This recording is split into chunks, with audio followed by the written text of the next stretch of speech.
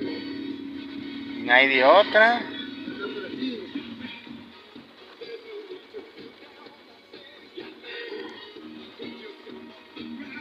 Pobres, pero de los que están indocumentados, que se quedan en las banquetas.